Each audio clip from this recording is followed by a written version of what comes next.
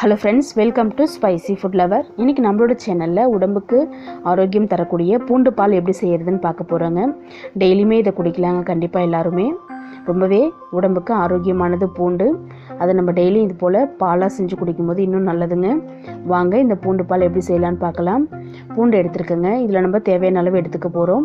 நான் வந்துட்டு நல்லா 2 கைப்பிடி அளவுக்கு பூண்டு உரித்து எடுத்துக்க போகிறேங்க. உங்களுக்கு நீங்கள் பால் வைக்கிறத பொறுத்து பூண்டு எடுத்துக்கலாம். 2 பேர் குடிக்கிற அளவுக்கு நான் செய்கிறேன் இன்றைக்கி. ஒரு மிக்ஸி ஜார் எடுத்துக்கலாம். இதில் நம்ம உரித்து வச்சுருக்கிற 1 கைப்பிடி அளவு பூண்டை சேர்த்துக்கிறேங்க. சேர்த்துட்டு கூடவே பால் சேர்த்துக்கிறேன். காய்ச்ச ஆற வச்ச பால் ஒரு 3 ஸ்பூன் அளவு சேர்த்துக்கலாம். சேர்த்துட்டு நல்லா நைஸாக இந்த பூண்டையும் பாலையும் அரைச்சி எடுத்துக்க போகிறோம். அரைச்சி வச்சுங்க. இது போல் ஃபைன் பேஸ்ட்டாக அரைச்சி எடுத்துக்கோங்க. பால் சேர்த்து அரைச்சிக்கணும். அடுத்ததாக பார்த்திங்கன்னா 1 கைப்பிடி பூண்டை இது போல் கட் பண்ணி எடுத்துக்க போகிறேங்க. குட்டி குட்டி பீசஸாக கத்தி வச்சுட்டு கட் பண்ணிக்கோங்க. இன்றைக்கி நான் காய்ச்சின பால் தாங்க யூஸ் பண்ணுறேன். நீங்கள் காய்ச்சாத பாலையும் ஃபஸ்ட்லேருந்தே காய்ச்சிட்டு இது எல்லாத்தையுமே சேர்த்து செஞ்சுக்கலாம். பூண்டு எல்லாத்தையுமே இது போல் கட் பண்ணி எடுத்துக்கோங்க குட்டி குட்டியாக. இப்போது ஸ்டவ் ஆன் பண்ணிவிட்டு பால் வச்சுக்கலாம். ஸ்டவ் ஆன் பண்ணிவிடுங்க. பால் வச்சதுக்கப்புறமா 2 கிளாஸ் அளவு பால் எடுத்துருக்குங்க. நம்ம எடுத்த பாலில் இப்போ நம்ம பாலும் பூண்டும் சேர்த்து அரைச்ச பேஸ்ட்டை சேர்த்துக்கலாம். அடுத்ததான் நம்ம குட்டி குட்டியாக நறுக்கி வச்ச இந்த பூண்டு பல்லையும் இது கூட சேர்த்துக்கலாங்க.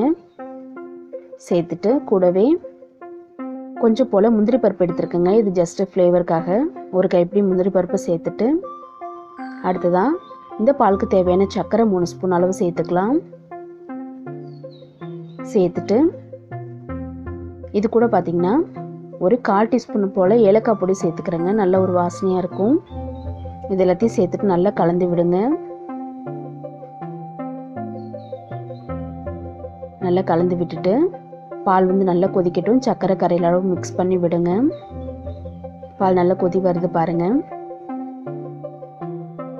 இது போல் நல்லா கொதிச்சு வரணும். கூடவே பார்த்திங்கன்னா கொஞ்சம் போல் மஞ்சள் தூள் சேர்த்துக்கலாம். 1/4 டீஸ்பூன் மஞ்சள் தூள் சேர்த்துட்டு நல்லா ஒரு தடவை கலந்து விடுங்க. பால் வந்துட்டு நல்லா கொதித்து கொஞ்சம் அளவு கம்மியாகணுங்க. ஒரு 8 நிமிஷம் போல் நல்லா கொதிக்க விடுங்க. ஏன்னா பால் வந்துட்டு பார்த்திங்கன்னா அந்த நம்ம அரைச்சி ஊற்றின பூண்டு பாலும் கட் பண்ணி போட்ட பூண்டெல்லாம் நல்லா வெந்து வரணும். அந்த பூண்டோட ஃப்ளேவர் ஃபுல்லாக பாலில் இறங்கணுங்க. ஒரு 5 நிமிஷம் நல்லா கொஞ்சம் ஹை ஃப்ளேமில் வச்சு கொதிக்க விடுங்க. ஏடை வரும்போது நல்லா எடுத்து விடுங்க. பால் கொஞ்சம் சுண்ட காய்ச்சுவோன்னு சொல்லுவோம் இல்லைங்களா, அந்த ஸ்டேஜ் வரணும். பாருங்கள் நல்லா ஒரு 8 நிமிஷம் கொதிச்சிருக்குங்க. இப்போ நம்ம ஸ்டவ் ஆஃப் பண்ணிடலாம். பால் நல்லா சுருங்கி வந்திருக்கு பாருங்கள்.